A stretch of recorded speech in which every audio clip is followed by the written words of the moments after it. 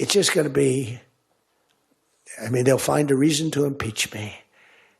I'll get impeached. International बहुत बड़ी developments हो रही हैं। ट्रंप अपने लिए मुश्किलात बढ़ाता चला जा रहा है।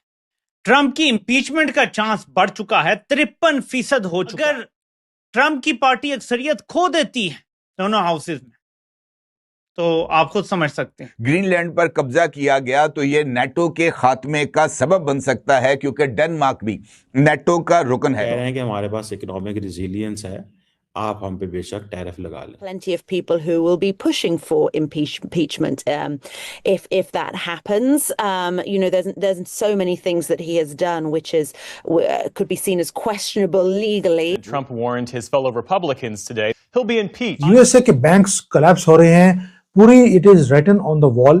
उसकी तरफ से जारी होने वाले इस बयान से कुछ देर कबल ही नेटो के रुकन ममालिक की तरफ से एक मुश्तरका बयान सामने आया, जिसमें अमेरिका से कहा गया था कि वो ग्रीनलैंड के हवाले से किए जाने वाले ऐलानात से पीछे हट जाए। यूरोपियन पार्टनर्स तो फ्री ट्रेड एग्रीमेंट कर रहे हैं ना।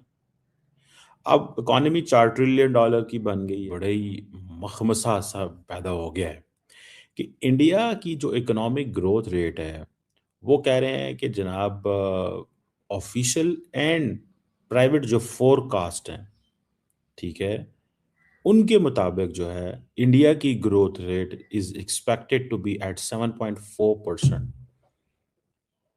और इसमें मैं आपको क्या बता रहा हूँ, initial private and official forecast की बात बता रहा हूँ, ये इंडिया ने बताया है।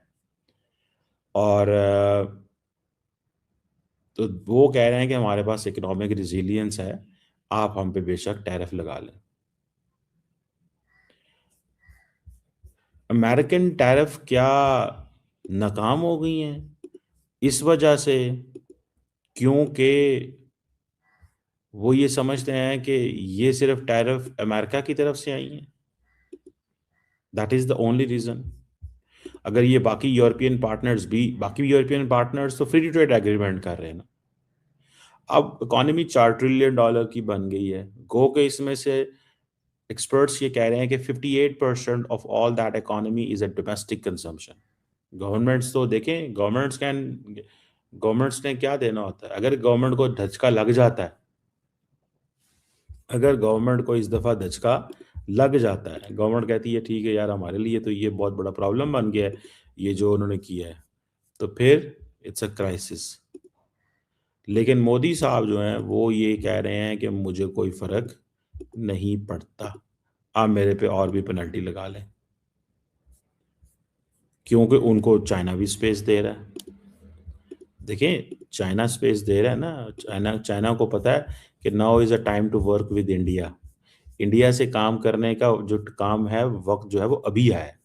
इंडिया को दो जो इंडिया चाहता है। एक तरफ से इंडिया, चाइनीज़ को अमेरिका में सैंक्शंस हैं, टैरिफ्स लगे हुए हैं ना टैरिफ, तो उनके लिए मार्केट कौन सी खुलेगी? वो कि इंडियन मार्केट अमेरिका जितनी बड़ी मार्केट तो नहीं है,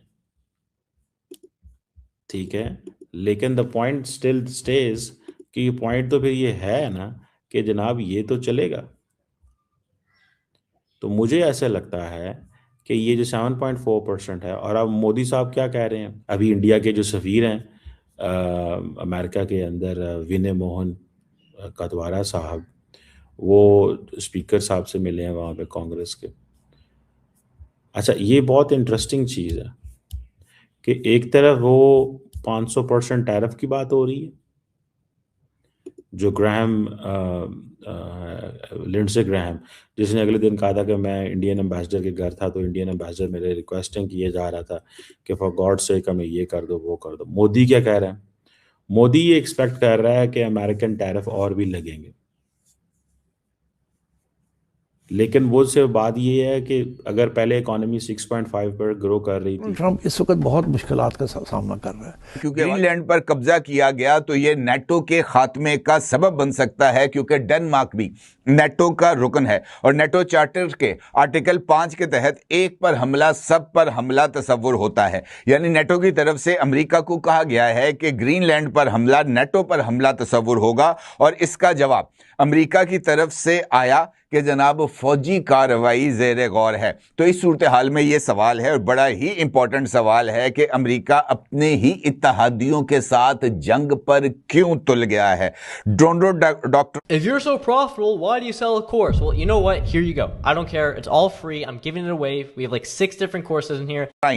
से अब कौन सा नया चन चढ़ाने की कोशिश की जा रही है और क्या नेटो ममालिक मुश्तरका तौर पर अमेरिका के साथ मुकाबले की सकत रखते हैं? ये वो अहम सवालात हैं जिनके जवाबात को तलाश करना ज़रूरी है, क्योंकि अगर देखा जाए तो वेनेजुएला के खिलाफ कार्रवाई ने अमेरिका को और भी मुंह जोर बना दिया है। इस सारी सूरत हाल पर आपके साथ बात करता हूं, लेकिन उससे पहले एक और बड़ी इंपॉर्टेंट डेवलपमेंट सामने आई है, उसका तज़किरा करना बहुत ही ज़्यादा ज़रूरी है और वो डेवलपमेंट यमन से मुतल्लिक है। आपको मालूम है कि यमन में सऊदी अरेबिया और मुत्तहिदा अरब अमारात दोनों ही एक दूसरे के खिलाफ बरसरे पैकार हैं। सऊदी अरब गल्फ अलायंस को लीड कर रहा है, जबकि मुत्तहिदा अरब अमारात की तरफ से सदरन ट्रांजिशनल काउंसिल को मुकम्मल तौर पर सपोर्ट एक्सटेंड की जा रही है ताकि वो जनूबी यमन को यमन से अलग करके मुत्तहिदा अरब अमारात की झोली में डाल दे। और ये वजूहात हैं जिसकी बुनियाद पर यमन में इस वक्त सूरत हाल बहुत ही ज्यादा कशीदा पाई जाती है।